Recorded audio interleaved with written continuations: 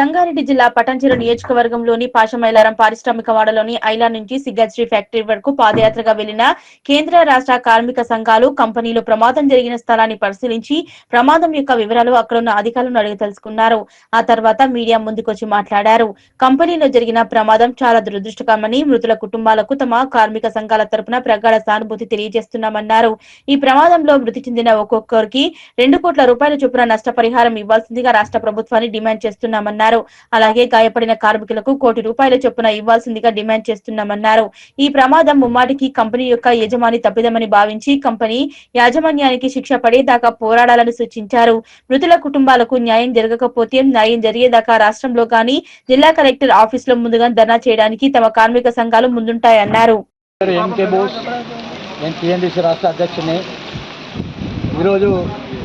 ఇక్కడ ఈ సికాచి ఫ్యాక్టరీలో జరిగిన సంఘటన చాలా బాధాకరమైన విషయము. ఇదే విధంగా ఫ్యాక్టరీ యజమాన్యాన్ని శిక్షించాలి, వాళ్ళ మీద కేసు బుక్ చేయాలి. ఇది ఒక మార్గదర్శకంగా వేరే ఫ్యాక్టరీ యజమానులు కూడా దీనిలో జాగ్రత్త పడాల్సిన అవసరం ఉంది. దీంతోపాటు రాష్ట్ర ప్రభుత్వానికి కార్మిక శాఖకు మంత్రి గారు లేరు. అదేవిధంగా డైరెక్టర్ ఆఫ్ ఫ్యాక్టరీస్ ఎప్పటికప్పుడు 3 నెలలకు ఒకసారి ఇన్స్పెక్షన్ చేయాల్సిన అవసరం ఉంది. వాళ్ళు కూడా నిర్లక్ష్యంగా ఇన్స్పెక్షన్ చేయకపోవడం, అదేవిధంగా ఇక్కడ వచ్చిన కార్మికులందరూ కూడా వివిధ రాష్ట్రాల నుంచి ఇక్కడ ఆకలి తీర్చడానికి కోసం ఇక్కడ ఉద్యోగానికి కోసం వచ్చిన వాళ్ళు ఉన్నారు. అదేవిధంగా యూపీ నుంచి, జార్ఖండ్ నుంచి, మహారాష్ట్ర నుంచి, మధ్యప్రదేశ్ నుంచి, అదేవిధంగా శ్రీకాకుళం, ఇక్కడ తెలంగాణ నుంచి కూడా చాలామంది ఇక్కడ ఉద్యోగం చేస్తూ ఉన్నారు. ఏదైతే 41 మంది వాళ్ళ చనిపోవడం అనేది చాలా బాధాకరమైన విషయం. వాళ్ళ కుటుంబాలు ఒక్కడే కాదు, ఒక వ్యక్తికి సంబంధించి కాదు, కుటుంబం మొత్తం కూడా సర్వనాశనం అయ్యే పరిస్థితి వచ్చింది. కాబట్టి ముఖ్యంగా నా పేరు వేముల మారయ్య, బీఆర్ఎస్ పార్టీ అనుబంధ సంఘం భారత రాష్ట్ర ట్రేడ్ యూనియన్ రాష్ట్ర ప్రధాన కార్యదర్శిగా మాట్లాడుతున్నా. అదేవిధంగా ఈఎస్ఐసి రాష్ట్ర ఈఎస్ఐ బోర్డు మెంబర్గా మాట్లాడుతున్నాం. మేము ఇక్కడ వచ్చి చూసిన తర్వాత మాకు అర్థమైంది ఒకటే, ఇక్కడ ఉన్నటువంటి యాజమాన్యం, ప్రభుత్వ అధికారులు, నేను 3 చెప్తున్నా. మా సంఘంగా చనిపోయినటువంటి కుటుంబాలకు 2 కోట్ల రూపాయల ఎక్స్‌గ్రేషియా ఇవ్వాలి. క్షతగాతులైనటువంటి జీవితకాలం పనిచేయని వాళ్లకు 1 కోటి రూపాయలు ఇవ్వాలి. కొంతమంది హాస్పిటల్లో చికిత్స పొందుతూ పనిచేయని పరిస్థితుల్లో ఉన్న వాళ్లకు 50 లక్షలు ఇవ్వాలని చెప్పి భారత రాష్ట్ర ట్రేడ్ యూనియన్గా డిమాండ్ చేస్తున్నాం. రెండోది, యాజమాన్యం ఒకటే కాదు, యాజమాన్యం అనేది దానికి కారకులు ఎవరు? ఈ రాష్ట్రంలో ఏది అయినా, ఎక్కడ దేశంలో అయినా.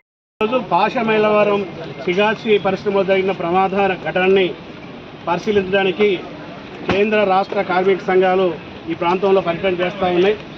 ఈ పర్యటనలో ఏఐటీసీ నుండి బాలరాజు గారు, సిఐటి నుంచి రాష్ట్ర ప్రధాన పాలడి భాస్కర్ గారు, అదేవిధంగా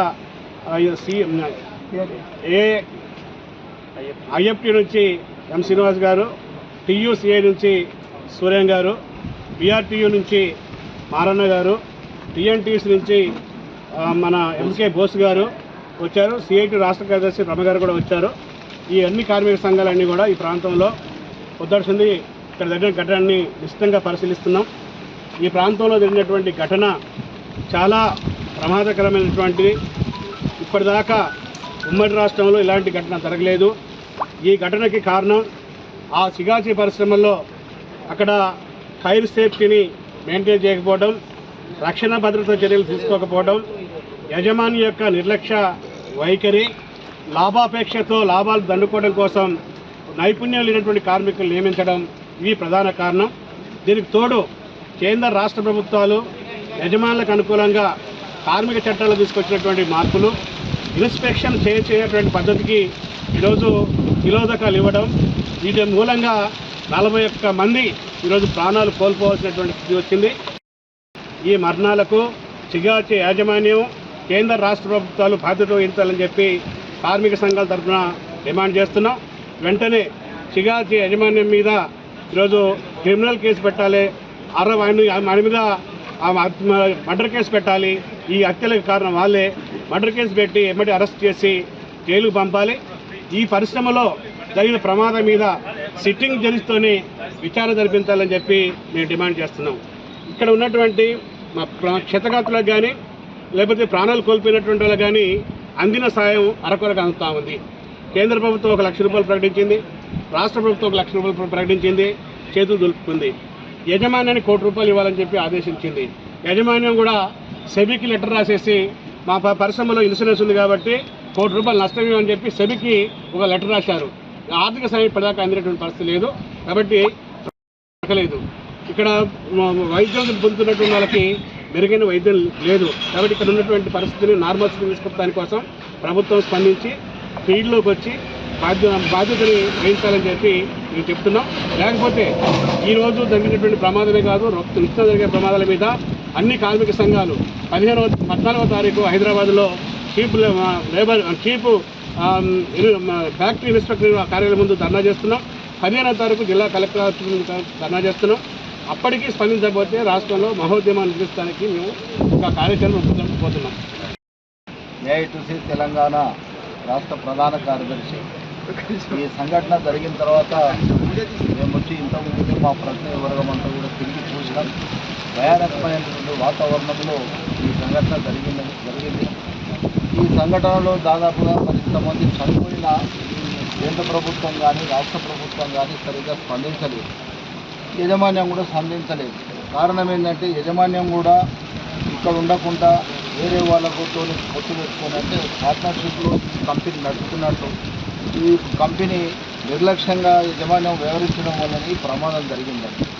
రియాక్టర్లు ఎప్పుడు వెళ్తాయంటే వాతావరణంతో కూలింగ్ చేయాలి, దాన్ని కూలింగ్ చేసేటువంటి సందర్భాన్ని మరి మర్చిపోయినటువంటి యజమాన్యాలు అది మర్చిపోవడంతో అది పేలింది. ఆ పేలిన తర్వాత ఇంతమంది చావుకు కారణమైంది ఈ యజమాన్యమే కారణం.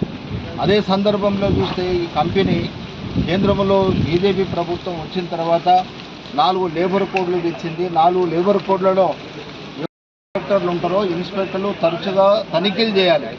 తనిఖీలు చేసి అక్కడ ఎటువంటి మరి పరిశ్రమలో మరి సేఫ్టీ మెథడ్స్ వాడుతున్నారు, ఏం చేస్తున్నారని చెక్ చేయాల్సినటువంటి అవసరం ఈ ప్రభుత్వాల మీద ఉన్నప్పటికీ అంటే కేంద్ర ప్రభుత్వ కార్మిక శాఖ కానీ రాష్ట్ర ప్రభుత్వ కార్మిక శాఖ కానీ ఇన్స్పెక్టర్లు ఎవరు కూడా తనిఖీ చేసి ఏ విధమైనటువంటి చర్యలు తీసుకోకపోవడం కూడా ఈ ప్రమాదం జరిగింది. అదే సందర్భంలో చూస్తే ఈ యొక్క ఏదైతే వాడ ఉందో ఈ పారిశ్రామిక వాడ దాదాపుగా మనము నగరానికి దగ్గరలో ఉంది. తర్వాత చుట్టుపక్కల నివాస ప్రాంతాలు ఉన్నాయి. ఈ ప్రాంతము సరైనటువంటిది కాదు, దీన్ని ఖాళీ చేయాలని చెప్పేసి కూడా గతంలోనే మరి ఇక్కడ సైంటిస్టులు చెప్పడం జరిగింది. అయినప్పటికీ కూడా ఇక్కడ ఈ యొక్క పారిశ్రామిక వాడ నడుపుతూ మరి అనేక మందికి ఉపాధి దొరుకుతుంది. అదే సందర్భంలో యజమాన్యాలు కూడా లాభపడుతున్నారు, ఇటువంటిదా కాదు. కానీ ఇప్పుడు పరిస్థితి ఏంటంటే ప్రమాదం జరిగిన తర్వాత అనేక లోపాలు బయటపడుతున్నాయి. లోపాలంటే ఇందులో పనిచేసేటువంటి వాళ్ళకు నైపుణ్యం లేదు, టెక్నికల్ కాదాలు. నా పేరు కె సూర్యం, టీవీసీఐ రాష్ట్ర అధ్యక్షుల్ని. సిగాచా అనేది ఒక పిచాచి లాంటిది. 41 మందిని ఆహుతి చేసుకున్నది. ఇది ప్రమాదకరమైన పరిశ్రమ కాదని సిగ్గు లేకుండా లేబర్ డిపార్ట్మెంట్ కానీ ఫ్యాక్టరీ ఇన్స్పెక్టర్ కానీ సర్టిఫై 2024 డిసెంబర్లో సర్టిఫై చేశారు. ఇది ప్రమాదకరమైంది కాదని. 41 మంది చనిపోయినరు, చాలా అనాథలుగా మారిపోయినరు, మాంసం ముద్దల్లా మిగిలినరు. ఇంత ప్రమాదకరమైన ఫ్యాక్టరీని ప్రమాదం కాదని చెప్పడం ఈ ప్రభుత్వం యొక్క నిర్లక్ష్యానికి నిదర్శనం.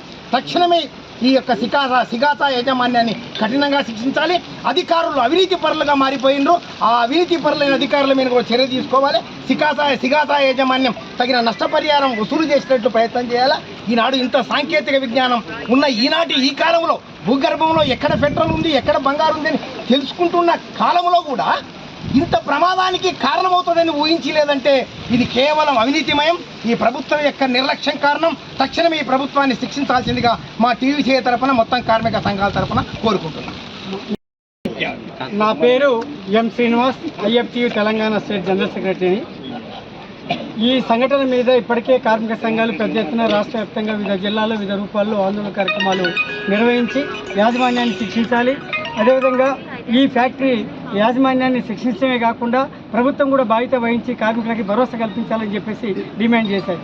అయితే దాదాపు ఇక్కడ జరిగే ప్రమాదం జరగడానికి కారణం ఈ పరిశ్రమలో కార్మికులు పనిచేసే వర్క్ ప్లేస్లో నిర్మాణాత్మకమైనటువంటి రక్షణ చర్యలు లేవనేది నిర్ధారణ అయింది. రెండోది కాలం చెల్లిన యంత్రాలను ఇక్కడ ఉపయోగిస్తున్నారు. మూడోది అన్స్కిల్డ్ అంటే నైపుణ్యం లేనటువంటి కాంట్రాక్ట్ క్యాజువల్ వర్కర్స్ని ఇక్కడ ఉపయోగిస్తున్నారు. వాస్తవానికి ఫ్యాక్టరీ 1948లో వచ్చినటువంటి ఫ్యాక్టరీ చట్టం ప్రకారము ఇలాంటి పరిశ్రమల్లో హై స్కిల్ ఉన్నటువంటి శాశ్వత కార్మికులు మాత్రమే నియామకం చేయాలి. దానికి భిన్నంగా ఈ ఫ్యాక్టరీలో ఇది జరుగుతుంది. ఇక నాలుగోది, ఇవాళ నిజంగా యాజమాన్యానికి తప్పు లేకపోతే ఎందుకు పారిపోతారు? ఇవాళ పారిపోయారంటేనే అర్థం పూర్తి బాధ్యత ఈ సంఘటనకి యాజమాన్యం డిపార్ట్మెంటు, డైరెక్టర్ ఆఫ్ మన ఇన్స్పెక్షన్ ఫ్యాక్టరీస్ ఏదైతే ఉందో ఆ డిపార్ట్మెంట్ కూడా బాధ్యత వహించాలని చెప్పి మేము డిమాండ్ చేస్తున్నాం. అదేవిధంగా వెంటనే యాజమాన్యాన్ని ప్రాసిక్యూట్ చేయాలి.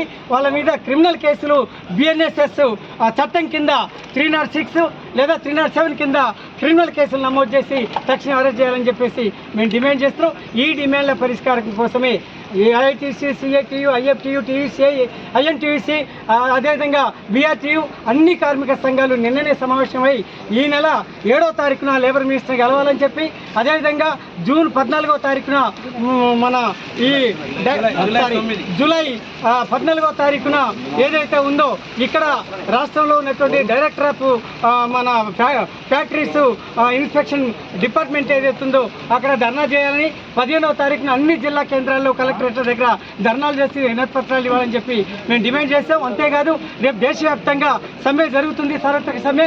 ఈ సమ్మెలో కూడా ఈ ఫ్యాక్టరీ కార్మికులకి రక్షణగా, భరోసాగా వీళ్ళకి న్యాయం జరగాలని చెప్పి ఆల్ ఇండియా లెవెల్లో కూడా ఒక డిమాండ్ పెట్టారు. అదేవిధంగా ఇక్కడ తెలంగాణ రాష్ట్రం కూడా ఆ డిమాండ్తో రేపు జూలై 9న కూడా మేము సమ్మెలోకి వెళ్తున్నామని చెప్పి ఈ సందర్భంగా ప్రకటిస్తున్నాం.